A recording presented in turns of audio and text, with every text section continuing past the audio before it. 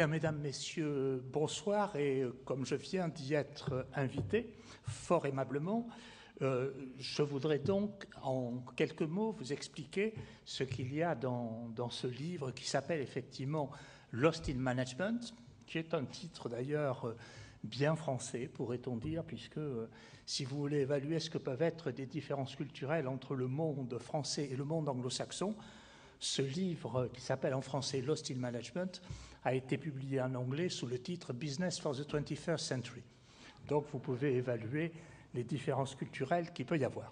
Alors, quel est le thème de ce livre sur lequel je voudrais essayer d'ailleurs d'attirer votre attention, ce qui peut être une occasion de prendre un peu de recul.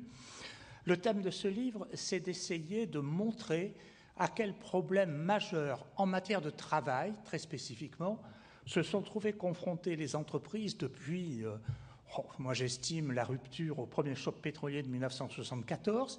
Donc nous ne parlons pas d'événements qui soient des événements dans le court terme. Donc à quel type de problèmes se sont trouvés confrontés les entreprises? Quelle a été leur réponse? Pourquoi cette réponse ne marche pas bien? Et qu'est-ce que l'on peut observer dans les entreprises qui essaient de faire les choses un petit peu différemment? Voilà. Alors, à quel type de problèmes se sont trouvées confrontées les entreprises en matière de travail? Essentiellement à deux modes de désinvestissement du travail, et sans doute le désinvestissement du travail est-il une des caractéristiques les plus profondes de nos sociétés développées contemporaines. Et j'insiste sur le mot « développé ». Ce qu'il est absolument essentiel de comprendre, c'est d'où viennent ces phénomènes de désinvestissement du travail dont je parle. Car, comme j'ai coutume de le dire, on ne peut trouver des solutions qu'à des problèmes que l'on comprend. Ce qui s'est passé et de ce dans quoi nous vivons aujourd'hui, c'est un changement radical de la relation entre les entreprises et leurs salariés. Si vous y réfléchissez, dans la période que l'on a qualifiée, que l'on a appelée les 30 Glorieuses, cette période se trouvait caractérisée par une chose qui d'ailleurs fait sourire sur le fait qu'on l'ait appelée les 30 Glorieuses. Elle se trouvait caractérisée par la rareté des produits. Si vous y réfléchissez, dans cette période qui va de la fin de la Deuxième Guerre mondiale au choc pétrolier de 1974, la rareté concernait les produits, alors qu'aujourd'hui, je vais y revenir, la rareté concerne les clients. La question qui se trouve posée, vous voyez, je vais vous en donner une idée de ce que j'appelle la rareté, pour que certains d'entre vous se rendent compte de ce que l'on veut dire. Voyez ce petit appareil ici, que j'ai avec moi, non pas pour lire mes mails, mais pour voir le temps qui passe. Moi, je suis arrivé à Paris en 1967, en provenance du Sud-Ouest. En arrivant à Paris, j'ai demandé le téléphone. Les plus jeunes d'entre vous peuvent se poser la question, combien de temps m'a-t-il fallu pour obtenir le téléphone, qui était d'ailleurs donné non pas par une entreprise, mais par le ministère des Postes et Télécommunications. Alors souvent, quand je pose la question, on me dit « Ouais, il vous a fallu 2 mois. Ouais, il vous a fallu 3 mois. » Non, il m'a fallu 2 ans pour obtenir le téléphone. Essayez de réfléchir. Et encore au bout d'1 an, m'a-t-on apporté l'appareil, sans ligne, mais enfin l'appareil que j'ai mis dans l'entrée de chez moi, puisque c'était un site de reconnaissance sociale. Et ensuite, on m'a donné 1 an après une ligne. Aujourd'hui, quand vous regardez ces petits appareils, je ne sais pas s'il y a des opérateurs de téléphonie qui sont représentés dans cette salle, mais enfin, globalement, le temps tolérable entre le moment où vous avez acheté l'appareil, le moment où vous avez la puce et le moment où ça marche est à peu près de 5 à 10 minutes, quelque chose comme ça, qui est le temps sur lequel travaillent les opérateurs. Ce qui veut dire que nous sommes passés dans une situation dans laquelle il y avait un seul fournisseur, monopolistique, qui vous fournissait un produit qui était extrêmement rare, à une situation dans laquelle c'est le client qui est devenu rare et qui vous fournit des fournisseurs qui vont vous proposer des produits qu'un nombre relativement important d'entreprises sont capables de vous proposer. On voit donc qu'il y a fondamentalement une inversion de la rareté entre le produit, premier temps, et le client, d'autre temps. Et donc, la question qui s'est trouvée posée aux entreprises juste après la Deuxième Guerre mondiale, jusqu'au choc pétrolier, était de dire, mais dans le fond, aujourd'hui, nous dominons notre client, comment allons-nous utiliser notre pouvoir? Donc, pour le formuler autrement et le mettre au passé, la question à laquelle nous avons à faire attention, c'est qu'est-ce que les entreprises ont fait de la situation de domination de leurs clients dans laquelle elles se sont trouvées à la fin de la Deuxième Guerre mondiale. Vous pourriez me dire qu'elles l'ont d'abord utilisé, ce pouvoir, en pratiquant des prix qui étaient des prix élevés. C'est un fait, on ne peut pas le nier, mais ce n'est pas l'aspect qui m'intéresse. L'aspect qui m'intéresse consiste à dire ceci. Tant que les entreprises ont dominé leurs clients, ces entreprises ne se sont organisées qu'en prenant en compte leurs propres problèmes à elles. Et elles ont demandé à leurs clients qui n'avaient pas le choix d'accepter de faire face à des organisations qui étaient bien davantage construites pour protéger leurs membres qu'elles n'étaient construites pour servir leurs clients. C'est ce que les sociologues, qui ne redoutent jamais d'utiliser des jargons, appellent les organisations endogènes, c'est-à-dire totalement tournées vers elles-mêmes. Bien entendu, quand je parle d'organisation ici, j'emploie le mot au sens sociologique, je ne l'emploie pas au mot de structure. Au sens sociologique du terme, une organisation, c'est ce que font les gens, c'est la façon dont travaillent les gens. Donc, tant que cela a été possible, je le répète, tant que le producteur a dominé le client, ce producteur s'est organisé, c'est-à-dire n'a décidé de la façon de travailler les gens qu'en fonction de ses problèmes à lui et non pas en fonction des problèmes de ses clients, de son environnement, de tout ce que vous voulez. Un exemple caricatural d'organisation endogène que nous connaissons encore aujourd'hui, je m'excuse de le prendre parce qu'il est caricatural, mais en même temps, ça me permet de balayer devant ma porte, puisque c'est un monde dont je viens, serait par exemple l'éducation nationale.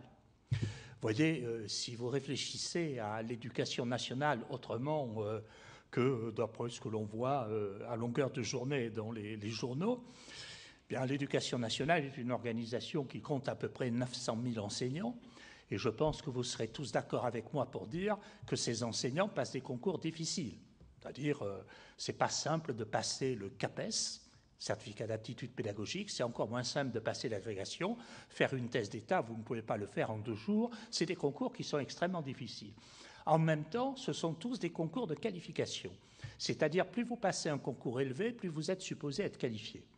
Et donc, vous pouvez légitimement vous poser la question, pourquoi ces gens travaillent-ils de façon aussi acharnée pour accroître leur qualification? Quel est l'avantage qu'ils en tirent? Eh bien, ça n'est pas spécialement un avantage financier. L'avantage principal qu'ils en tirent, c'est plus ils sont qualifiés, moins ils enseignent. Dans une organisation dans laquelle l'attente du client, c'est-à-dire l'aspect exogène, c'est l'attente d'enseignement. Vous voyez, si je pouvais vous raconter le parcours du combattant de l'enseignement de base, que j'ai moi-même suivi, j'ai débuté ma carrière comme maître auxiliaire 2e catégorie, je m'en souviens comme si c'était hier, indice 248 de la fonction publique. J'avais 20 ans et on m'a envoyé en dessous de la cité Champagne à Argenteuil, pour ceux d'entre vous qui connaissent, et on m'a donné la 6e d'accueil, la 4e de rattrapage, la 3e de transition. Et comme je n'étais qu'un auxiliaire, j'enseignais à l'époque 22 heures. Il y avait à côté de moi des capésiens, ils avaient le CAPES, c'est clair, le CAPES, certificat d'aptitude pédagogique, donc ils étaient aptes. Et puisqu'ils étaient aptes, ils n'enseignaient que 17 heures, ça allait de soi.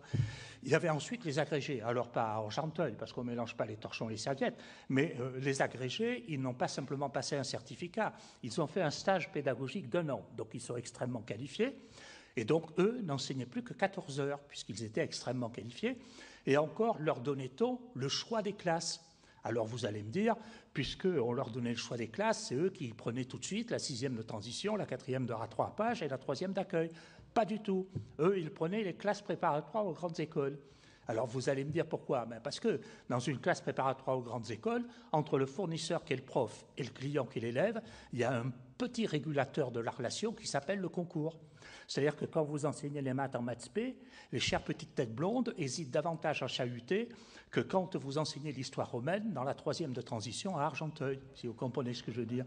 Et ensuite, vous atteignez le nirvana qui est la fac, Pour moi, j'étais heureux en étant assistant. J'enseignais 8 heures. Maître assistant, je crois qu'il n'y en a plus d'ailleurs, vous enseignez 7 heures. Maître de conf, vous enseignez 3 heures. Et moi, j'ai terminé ma carrière dans l'université française comme professeur avec un équivalent temps plein d'1 heure par semaine. Et à l'issue de ce parcours du combattant, vous n'enseignez plus du tout. Et qu'est-ce qu'on dit à l'éducation nationale de quelqu'un qui n'enseigne plus? On dit « il a réussi ». C'est-à-dire que la réussite consiste essentiellement à s'être définitivement éloigné de ce qui est la logique même de ce qu'attend l'environnement. Vous voyez, ça c'est une organisation qui a un principe de fonctionnement qui est à l'opposé de l'attente de son environnement. Eh bien, j'ai cité l'éducation nationale pour n'agresser personne, puisque j'en viens, donc je balaye devant ma porte, mais il ne faut pas croire que l'endogénéité des organisations soit l'apanage du secteur public. Vous pourriez regarder dans bon nombre de secteurs de la partie marchande de l'économie, vous trouveriez la même chose. Ce qui veut dire, et c'est le point sur lequel je veux insister, tant que cela était possible, nous avons bâti des organisations extrêmement protectrices. C'est-à-dire, je répète ma définition, des façons de travailler extrêmement protectrices. Et alors, vous pourriez me dire, mais on a protégé les gens contre quoi, au fait? Alors, bien sûr, comme en France, nous sommes des obsédés de l'emploi, enfin, l'emploi en France, c'est ce qu'on appelle le chômage. Hein, mais nous en sommes obsédés compte tenu du taux de chômage récurrent que nous avons chez nous. Mais quand je parle d'organisation protectrice, je ne parle pas de la protection de l'emploi. Je parle d'organisation qui, fondamentalement, protège contre les deux problèmes qui se posent à toute personne travaillant dans une entreprise, qui sont d'une part le client et d'autre part les autres, c'est-à-dire les collègues. Il n'y a que dans les business schools que l'on vous raconte que le client, c'est merveilleux. Le client, c'est un problème. D'ailleurs, si on pouvait arriver à faire de l'argent sans les clients, ce serait quand même la situation absolument idéale. Quand vous êtes dans une organisation traditionnelle, celle des 30 Glorieuses, c'est-à-dire grosso modo taylorienne, que moi j'appelle toujours dans mon jargon sociologique segmenté et séquentiel, vous ne subissez pas la pression du client. Vous voyez, pour vous raconter une petite anecdote, puisque nous sommes en fin d'après-midi, il se trouve dans ma vie professionnelle que j'ai enseigné 5 ans aux États-Unis et que j'enseignais en particulier au milieu du Middle West. Et souvent, je prenais le dernier avion d'Air France qui va à Chicago, et ensuite, il fallait que je prenne une connexion pour aller à Indianapolis. Et mon grand plaisir, il y avait 1 heure pour faire la connexion, il faut changer de terminal, il faut faire face à ces gens souriants que sont les American Immigration Officers, donc c'est pas simple. Et mon grand plaisir, c'était de demander à la chef de cabine d'Air France, « Madame, est-ce que vous croyez que j'aurai ma correspondance ?» Et avec un très joli sourire orienté client, elle me répondait toujours « Monsieur, notre personnel au sol est là pour vous aider. » Ce qui en bon français veut dire « ta correspondance, je m'en fous. Une fois que tu as quitté l'avion, tu n'es plus mon client, donc tu te débrouilles, on va le dire comme ça.